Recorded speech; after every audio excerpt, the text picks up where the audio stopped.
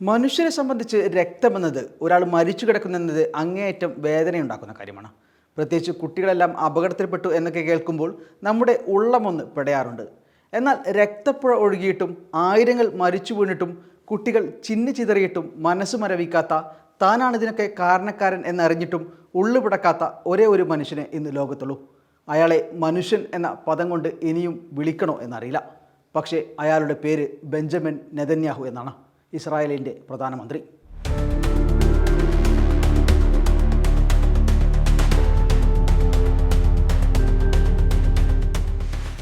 ഒരു വർഷക്കാലമായി ഗസയിലും ഒരാഴ്ചക്കാലമായി ലബനനിലും തുടരുന്ന തങ്ങളുടെ ആക്രമണങ്ങൾ അവസാനിപ്പിക്കില്ലെന്നും നടപടികൾ തുടരുമെന്നുമാണ് നെതന്യാഹു ഏറ്റവും ഒടുവിലായി അറിയിച്ചിരിക്കുന്നത്. ഐക്യരാഷ്ട്രസഭയുടെ ജനറൽ അസംബ്ലിയിലാണ് ലോകമനസാക്ഷിയോടുള്ള അയാളുടെ വെല്ലുവിളി. ഹിസ്ബുള്ളക്കെതിരെ പോരാടാൻ ഇസ്രായേലിന് എല്ലാ അവകാശവും ഉണ്ടെന്നാണ് നെതന്യാഹുവിൻ്റെ ന്യായീകരണം. ലബനാനിലും ഗസയിലും ലക്ഷ്യം നേടും വരെ ആക്രമണം തുടരുമെന്ന് അയാൾ പറയുന്നു. എന്താണ് ആ ലക്ഷ്യമെന്ന് ഇനിയും പറയേണ്ടതില്ലല്ലോ. സിറിയ, ഇറാഖ്, ഇറാൻ തുടങ്ങിയ രാജ്യങ്ങളുടെ ഭൂപടത്തിൽ കറുത്ത നിറം നൽകി ആ രാജ്യങ്ങളെ ശാപം എന്നും, ഈജിപ്ത്, സുഡാൻ, സൗദി അറേബ്യ തുടങ്ങിയ രാജ്യങ്ങളുടെ ഭൂപടത്തിൽ പച്ച നിറത്തിൽ അനുഗ്രഹമെന്നും എഴുതിയ ചിത്രങ്ങൾ നെതന്യാഹു UN-ൽ ഉയർത്തിക്കാട്ടി. രാജ്യങ്ങളെ രണ്ടു ചേരിയായി തിരിച്ച് ഭിന്നിപ്പിക്കാനുള്ള ഗൂഢതന്ത്രമാണ് അയാൾ നടപ്പിലാക്കുന്നത്.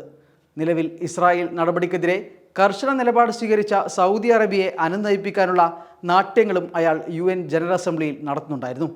അനുഗ്രഹമെന്ന് സൗദിയെ വിശേഷിപ്പിച്ച് വാചക കസർത്തുകൾ നടത്തിയുമാണ് അയാൾ ഭിന്നിപ്പിൻ്റെ രാഷ്ട്രീയം നടപ്പിലാക്കുന്നത്. നെതന്യാഹു വേദിയിലേക്ക് കയറുമ്പോൾ ചില രാജ്യങ്ങളുടെ പ്രതിനിധികൾ സഭയിൽ നിന്ന് ഇറങ്ങിപ്പോയതായി CNN റിപ്പോർട്ട് ചെയ്യുന്നു. രക്തക്കൊതിക്കെതിരെ പ്രതികരിക്കുന്ന, മനുഷ്യപക്ഷത്ത് നിൽക്കുന്ന കുറച്ച് രാജ്യങ്ങളെങ്കിലും ഉണ്ടെന്ന് ആശ്വസിക്കാം. നെതന്യാഹുവിനെതിരെ ഇസ്രായേലിൽ നിന്നും പ്രതിഷേധങ്ങൾ ഉയരുന്നുണ്ട്.